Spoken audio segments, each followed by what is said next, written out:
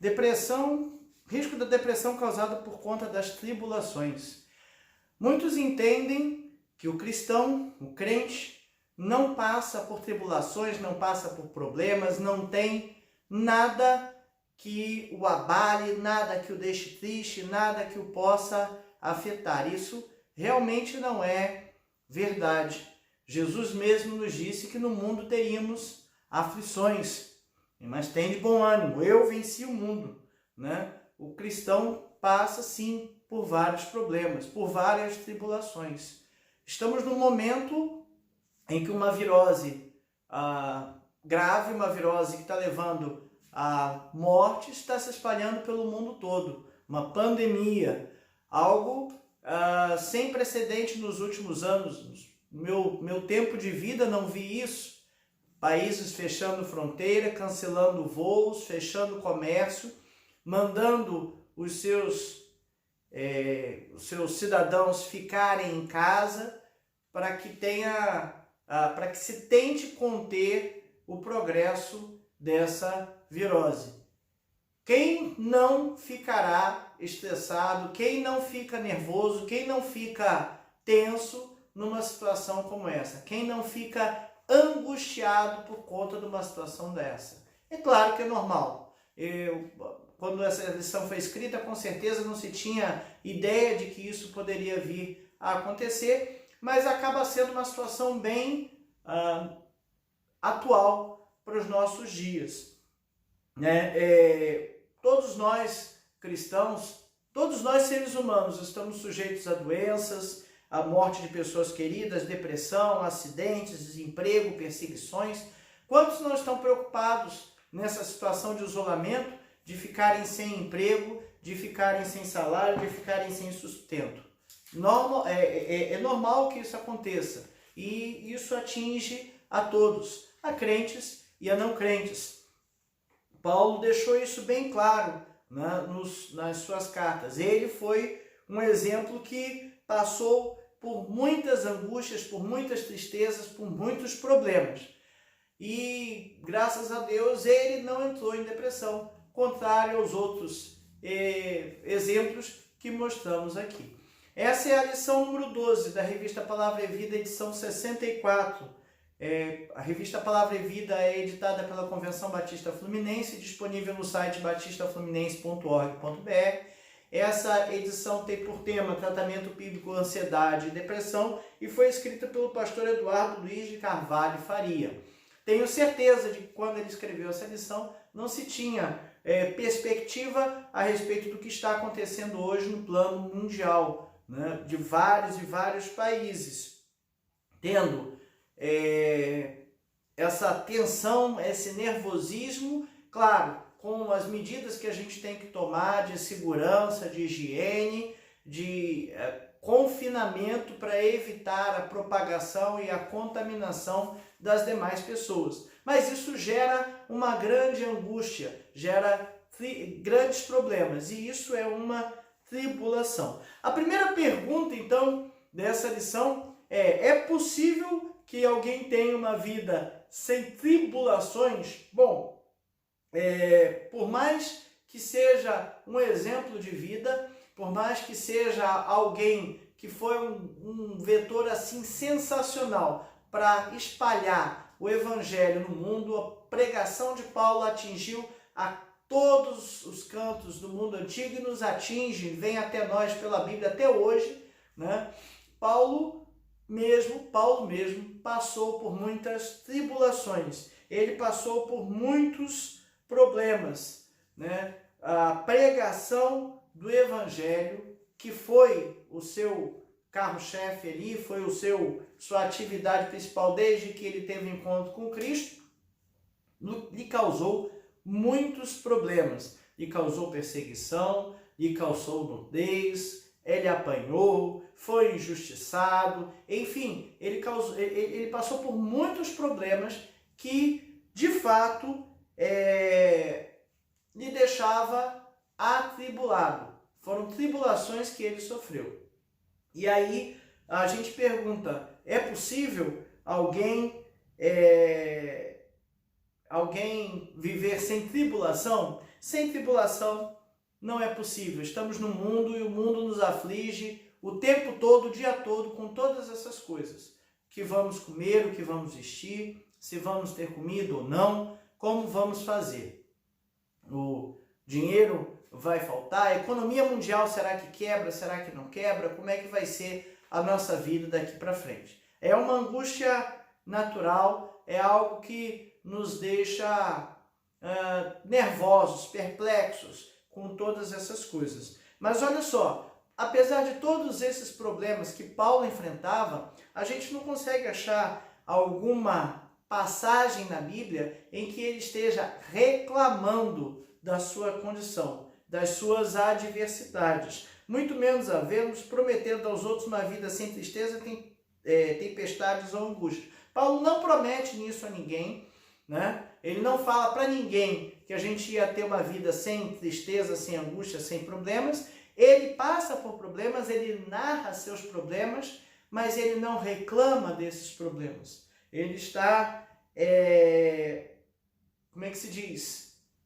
Enfrentando-os de uma forma muito sóbria, né? Com muita, vou falar tranquilidade no meio da tribulação. São palavras que não condizem muito bem, né?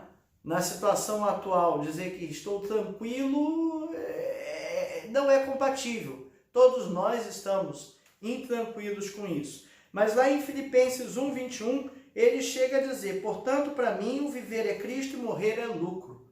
Tamanha as suas tribulações, tamanho os seus problemas, tamanho as consequências da pregação do Evangelho. Ele chega à conclusão de que se ele continuasse a viver, ele iria continuar vivendo por Cristo. Mas se ele morresse, seria lucro. Porque, claro, ele pararia de apanhar, pararia de ser preso, pararia de passar necessidades e o seu corpo, que padecia com todos esses problemas, pararia de padecer. Não podemos entender que Paulo estava pedindo a morte, mas que, de fato, na situação que ele passava, se ele viesse a morrer, se Deus o levasse, né, seria lucro, porque ele estaria com Cristo. Essa é a certeza que nós crentes temos, que após a morte estaremos com Cristo, estaremos numa situação muito melhor do que essa aqui, terrena. Mas enquanto estamos aqui, temos uma missão a cumprir, e Paulo a cumpriu da melhor maneira possível, que é pregar o Evangelho. Em 2 Coríntios 2, de 4 a 8, ele coloca algumas coisas a respeito das suas tribulações e provações. O fato é que em tudo somos atribulados, porém não angustiados, perplexos, porém não desanimados, perseguidos, porém não desamparados, abatidos, porém não destruídos, levando sempre no corpo o morrer de Jesus, para que também a sua vida se manifeste nesse corpo. Perceba que ele faz uma série de comparações um pouco antagônicas e no final compara com a morte e vida de Cristo, ou seja, a morte terrena de Cristo, levando sobre si os nossos pecados na cruz, e a vida eterna que Cristo nos promete e que ele ele obteve vencendo a morte, né, nesse antagonismo, né, de sofrimentos e vitórias. Então ele começa: atribulados,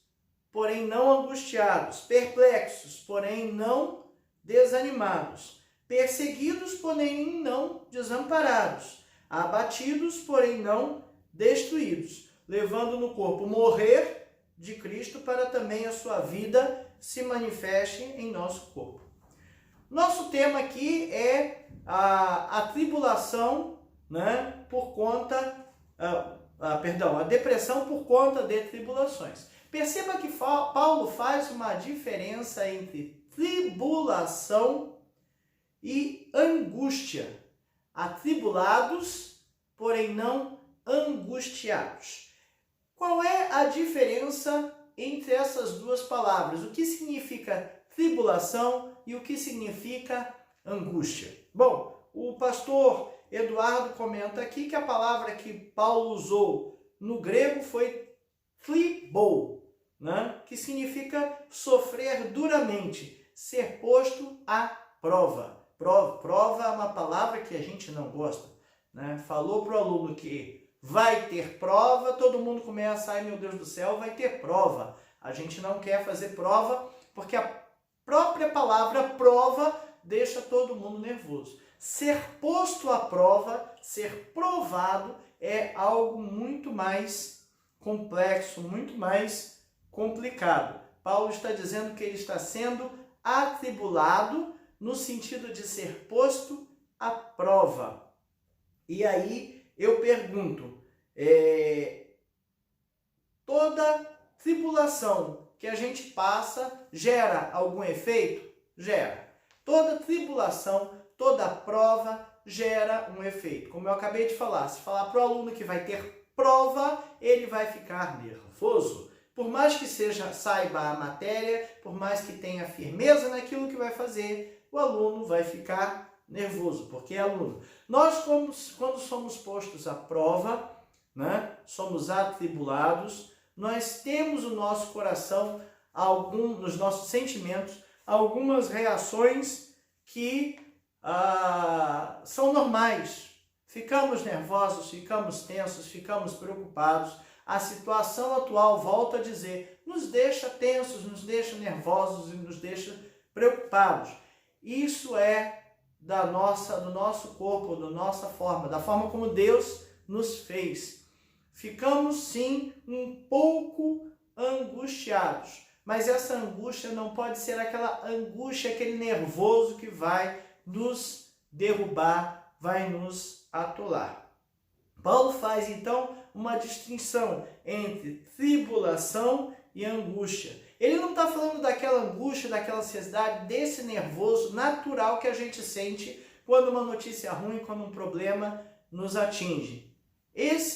Essa angústia, essa tristeza, esse nervosismo é natural. Somos seres humanos, são sistemas nossos de defesa e nós precisamos manter isso bem, funcionando bem.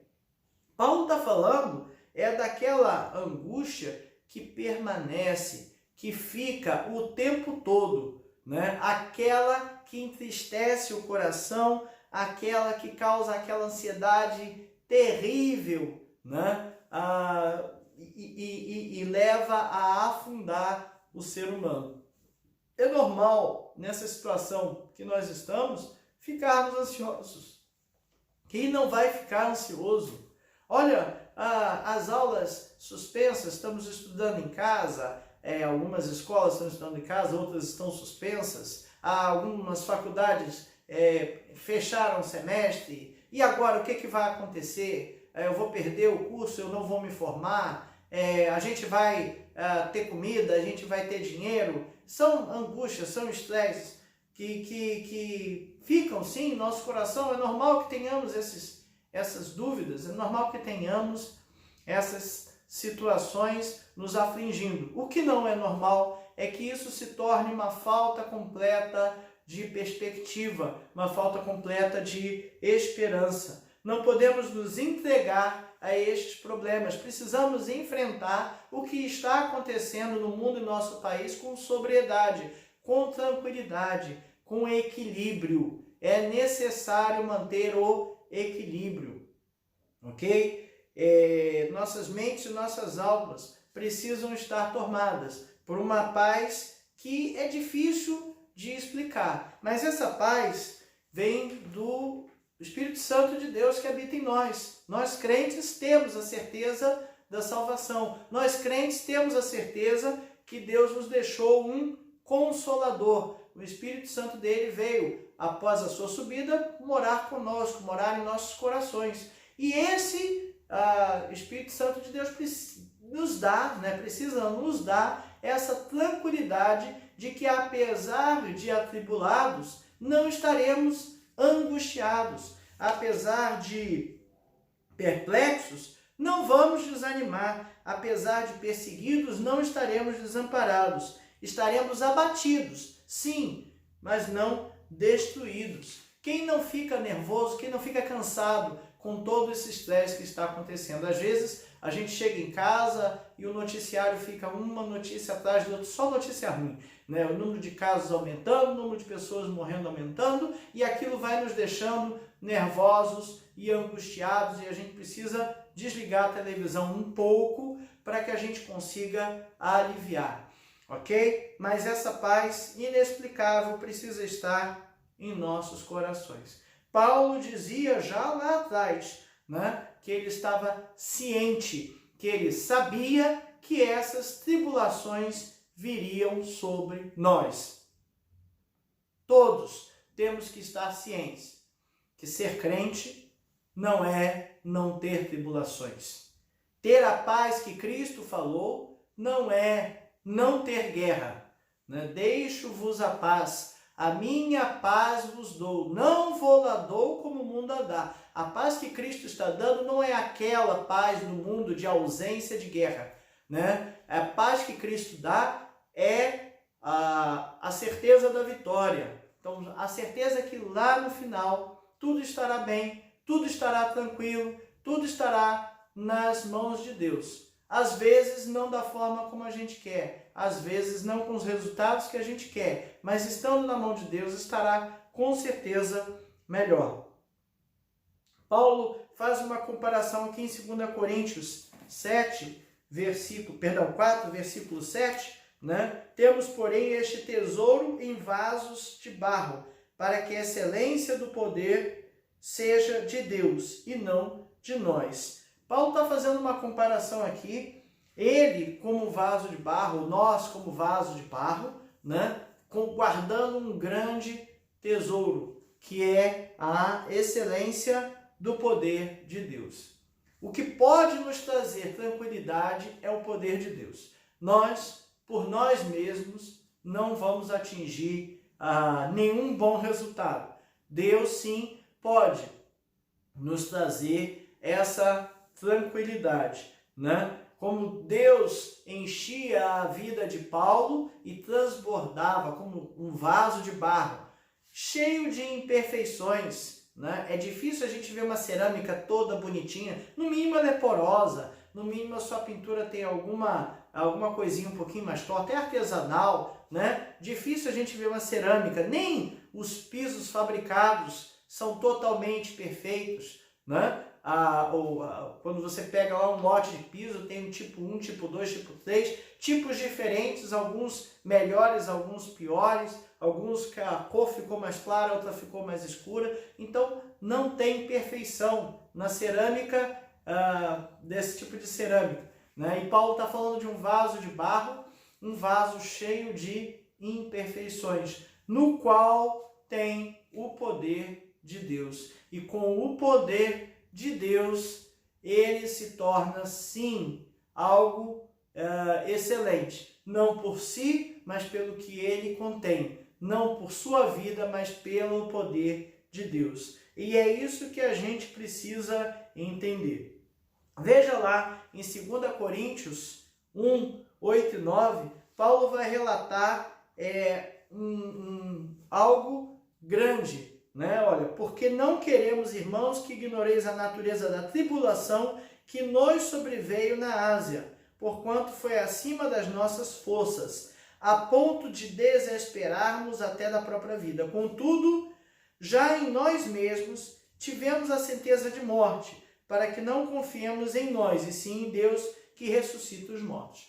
Veja Paulo falando sobre uma tribulação que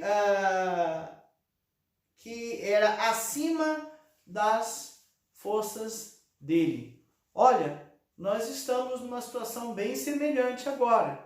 Não podemos esconder, não podemos deixar de falar que isso que está acontecendo, com certeza, é uma tribulação que está acima das nossas forças. É algo que nos abate, algo que nos estressa, algo que nos preocupa e algo com o qual nós não temos uma ferramenta absoluta de dizer, faz isso aqui que acaba em 5 minutos e está tudo resolvido. Não será assim. Temos que tratar esse assunto de uma forma um pouco mais detalhada, um pouco mais prolongada, e isso nos dará, com certeza, alguns desgastes.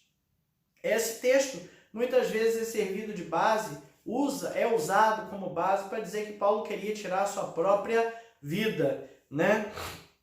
Muitas pessoas sustentam essa ideia, mas Paulo não está sustentando essa ideia, não. Quando ele fala de desesperando, que ele ficou desesperados, né, a ponto de desesperarmos até da própria vida, Paulo está dizendo que ele não tinha recursos, que ele estava desprovido de recursos, desprovidos de toda a esperança nas suas próprias forças, né? Desesperado é estar sem esperança. Eu gosto muito de fazer essas análises dentro da raiz da palavra. Desesperado é sem esperança. Ele estava sem esperança na sua própria vida, ou seja, ele mesmo não tinha o que fazer. A vida dele, o que ele fizesse, não teria condições de resolver o problema, a situação que estava acontecendo com a sua vida, né? Porque não queremos, irmãos, que ignoreis a natureza da tribulação que nos sobreveio na Ásia. Não ignorem o tamanho, a natureza, o que aconteceu conosco quando eu estava na Ásia, disse Paulo. Não temos como ignorar a natureza do problema que aflige a população mundial hoje, né, nessa situação que estamos passando. Não temos esperança no sentido de não temos nós ferramentas para resolver e sanar o problema. Temos ferramentas para frear e essas estamos usando, né? Usar a higiene, álcool gel, todas essas isolamento, são ferramentas que estão sendo colocadas para conter a propagação do vírus. Mas Paulo, ele estava passando por prisões, por surras, por calúnias, por perseguições e até por abandono. Irmãos seus, amigos seus, o estavam deixando de lado, deixavam de o visitar e deixavam de amparar. Causa aqui, é importante aqui a gente lembrar ou entender que naquele tempo não existia um sistema prisional como a gente tem hoje. Hoje o preso ele tem servido pelo governo o seu banho, as suas roupas, a sua comida. Apesar, sei lá, tem que lavar a roupa. Tá, tem que lavar a roupa, mas tem roupa para vestir e tem condições de lavar a sua roupa. O preso naquela época era algo que nem comida recebia do governo. Se alguém não fosse até o preso levar comida, alguém de fora não fosse até o preso levar comida, ele não comia. Alguém precisava estar cuidando do preso para que ele não morresse. Então é uma situação bem diferente da que temos hoje, né? E nessa situação de prisão, Paulo foi abandonado pelos seus próprios amigos e irmãos, porque muitos, olhando aquela situação, primeiro, devem ter ficado com medo de ser preso também. Ora, se Pedro, que diz que ia com Cristo até o final, que ia morrer com ele, por ele e para ele, negou, como Jesus o disse, será que Paulo não ia ter os irmãos, amigos ali que iam, olha, eu não vou nem chegar lá porque eu também não quero apanhar, não quero ser preso, né? Muitos também devem ter visto Paulo, aquele cara lá que eu achei que era meu amigo, é criminoso, ó, criminoso, tá preso, deixa ele lá. Então Paulo sofria com isso. Pessoas que ele tinha em mais alta conta o deixavam, o abandonaram. E isso também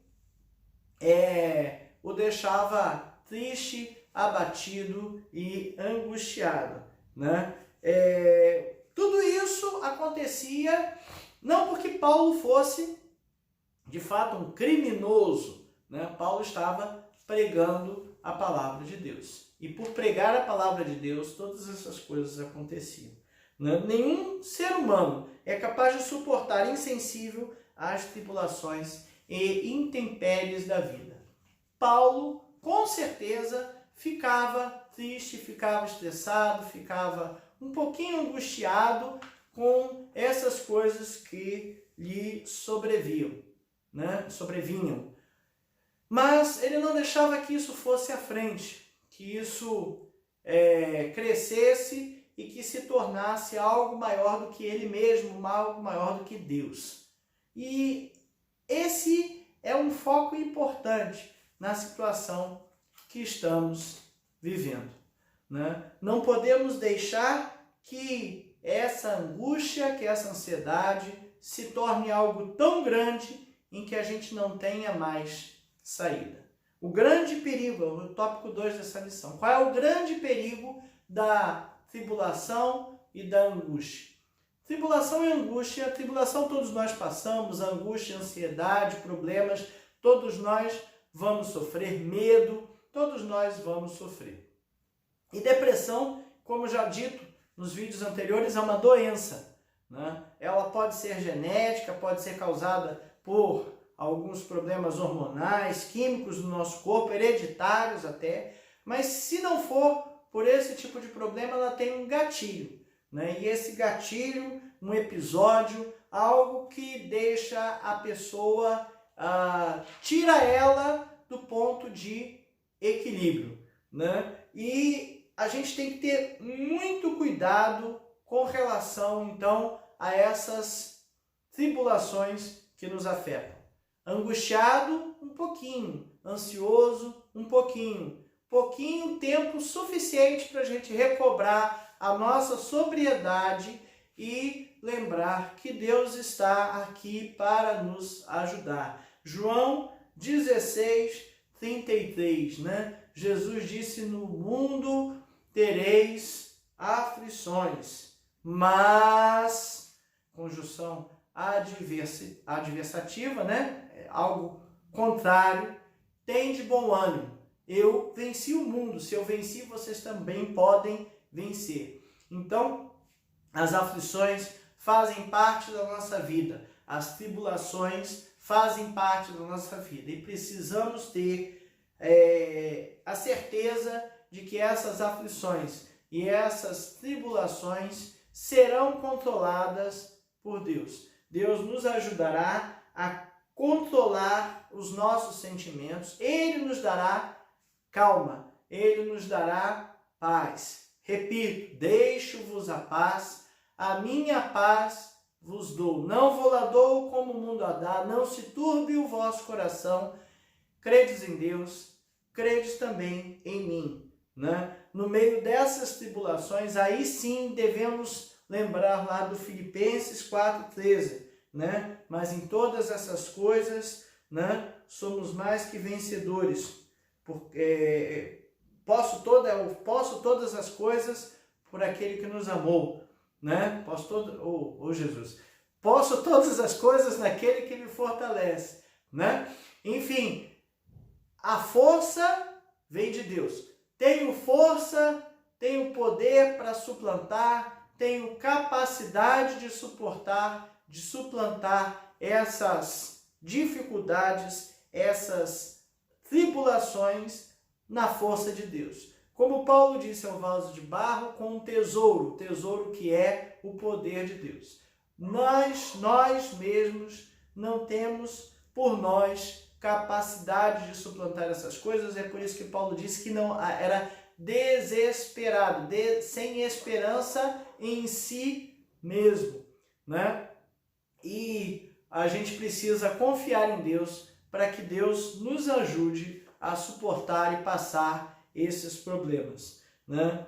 Lembrando ainda de um detalhe, que o ser humano, para ser lapidado, para ser melhorado, precisa passar por alguma prova. O ouro, para ser purificado, precisa passar pelo fogo. O petróleo, para virar essa coisa que a gente usa, gasolina, diesel e outros produtos, passa pelo fogo, num processo de refinamento, para separar o que é bom, o que é ruim, o que serve como gasolina, o que serve como diesel.